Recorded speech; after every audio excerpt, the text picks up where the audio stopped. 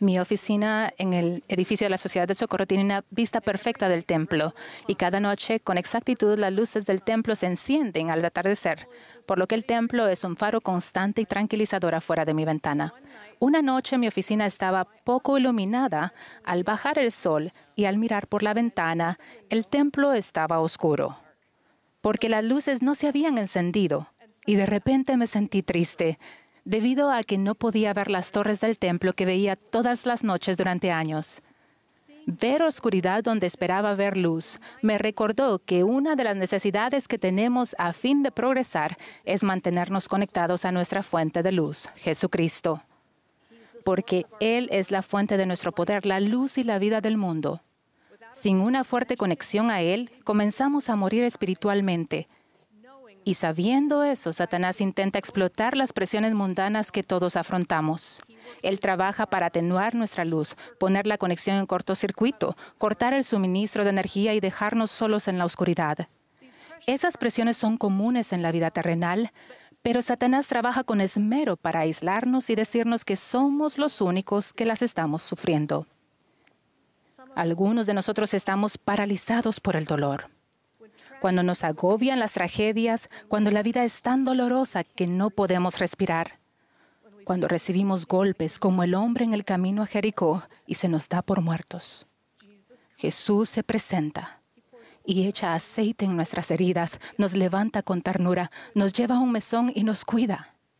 A aquellos de nosotros que estamos afligidos, Él dice, aliviaré las cargas que pongan sobre vuestros hombros, de manera que no podréis sentirlas sobre vuestras espaldas, para que sepáis de seguro que yo, el Señor Dios, visito a mi pueblo en sus aflicciones. Cristo sana las heridas. Algunos estamos simplemente muy cansados. El elder Holland dijo, no debemos correr más a prisa de lo que nuestras fuerzas nos permitan. No obstante, a pesar de ello, sé que muchos de ustedes corren muy a prisa y su reserva de energía y fuerza emocional a veces está casi vacía. Cuando las expectativas nos abruman, podemos regresar y preguntar al Padre Celestial qué debemos dejar. Parte de nuestra experiencia es aprender qué no hacer. Pero aún así es demasiado. El Salvador nos asegura, venid a mí todos los que estáis trabajados y cargados, y yo os haré descansar. Cristo está dispuesto a unirse al yugo y tirar con nosotros para aligerar nuestras cargas. Cristo es descanso. Algunos sentimos que no encajamos en el molde tradicional. Por varias razones no nos sentimos aceptados o aceptables. El Nuevo Testamento muestra los esfuerzos que hizo Jesús por llegar a todos. Leprosos, recaudadores de impuestos, niños, galileos, rameras, mujeres, fariseos, pecadores, samaritanos, viudas, soldados romanos, adúlteros, los ritualmente impuros. En casi todos los relatos, Él tiende la mano a alguien que no era tradicionalmente aceptado. En Lucas 19 se encuentra el relato de un recaudador de impuestos de Jericó llamado Zaqueo, quien subió a un árbol para ver a Jesús. Zaqueo era empleado del gobierno romano y se le veía como corrupto y pecador. Jesús lo vio en el árbol y lo llamó diciendo, Zaqueo, date prisa, desciende, porque hoy es necesario que me aloje en tu casa. Y cuando Jesús vio la bondad del corazón de Zaqueo y las cosas que hacía por los demás, aceptó su ofrenda diciendo, hoy ha venido la salvación a esta casa, por cuanto él también es hijo de Abraham. Cristo les dijo con ternura a los nefitas, he mandado que ninguno de vosotros se alejara. Pedro tuvo esa poderosa epifanía en Hechos 10 cuando declaró, Dios me ha mostrado que a ninguna persona llame común o inmunda.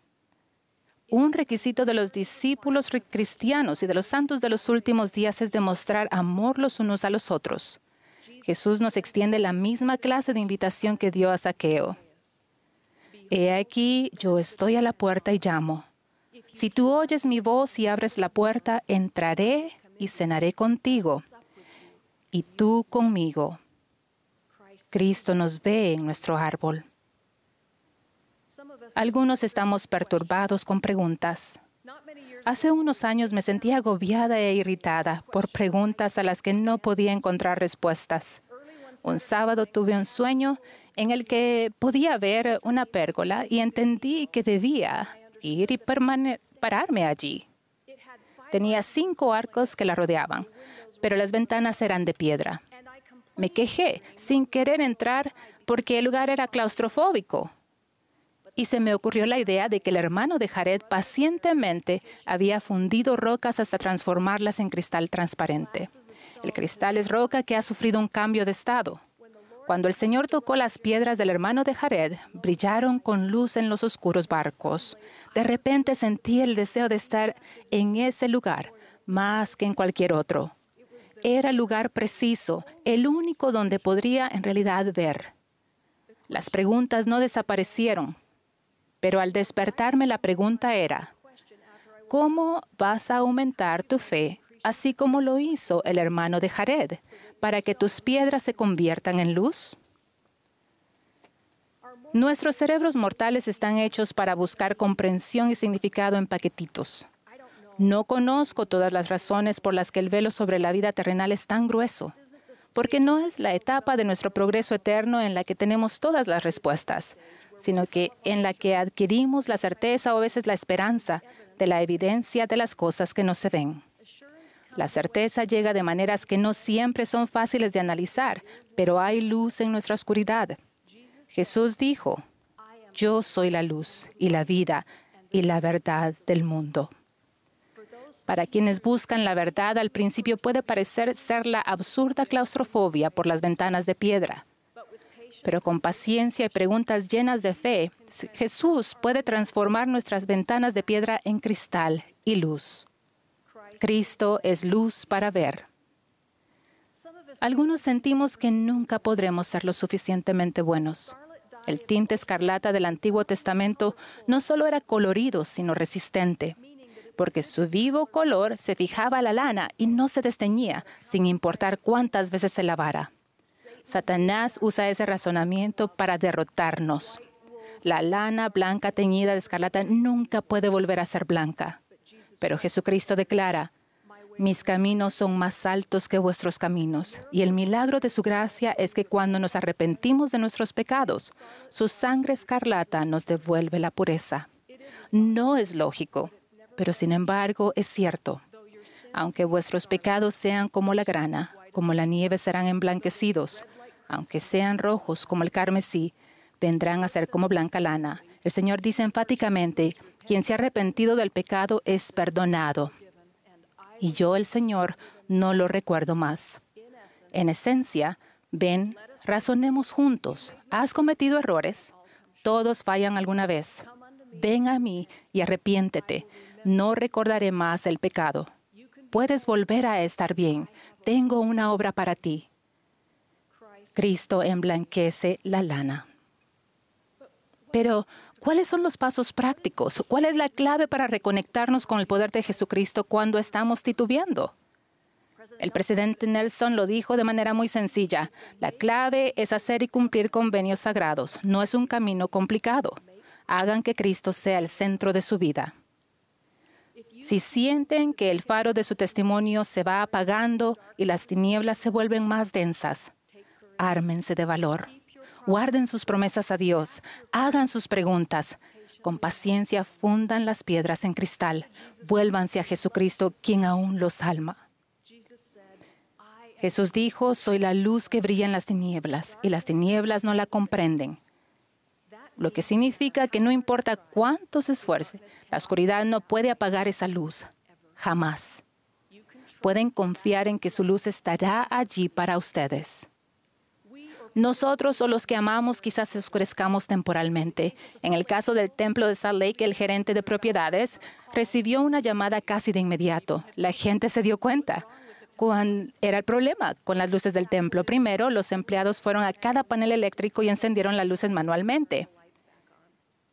Luego reemplazaron las baterías del suministro automático y las probaron para ver qué había fallado. Es difícil encender las luces solos. Necesitamos amigos los unos a los otros. Al igual que los empleados del templo, nos ayudamos mutuamente al llegar personalmente, recargar las baterías espirituales, reparar lo que salió mal. Al igual que la manzana del templo en Navidad, quizás solo seamos un foco en un árbol. Pero aún así hacemos brillar nuestra luz y juntos atraemos a millones a la casa del Señor. Lo mejor de todo, como el presidente Nelson nos alienta, podemos traer la luz del Salvador a nosotros y a los que son importantes para nosotros por el hecho sencillo de guardar nuestros convenios. En muchas formas, el Señor recompensa esa acción fiel con poder y con gozo. Testifico que son amados. El Señor sabe cuánto se esfuerzan. Están progresando. Sigan adelante. Él ve todos sus sacrificios ocultos y los cuenta para su bien y el de aquellos a quienes aman. La obra que hacen no es en vano, no están solos. Su nombre mismo, Emmanuel, significa Dios con nosotros. Él ciertamente está con ustedes. Avancen unos pasos más en la senda de los convenios. Aun cuando esté demasiado oscuro para ver muy lejos, las luces volverán a encenderse. Testifico de la veracidad de las palabras de Jesús, las cuales están llenas de luz. Allegaos a mí, y yo me allegaré a vosotros. Buscadme diligentemente y me hallaréis. Pedid y recibiréis. Llamad y se os abrirá. En el nombre de Jesucristo. Amén.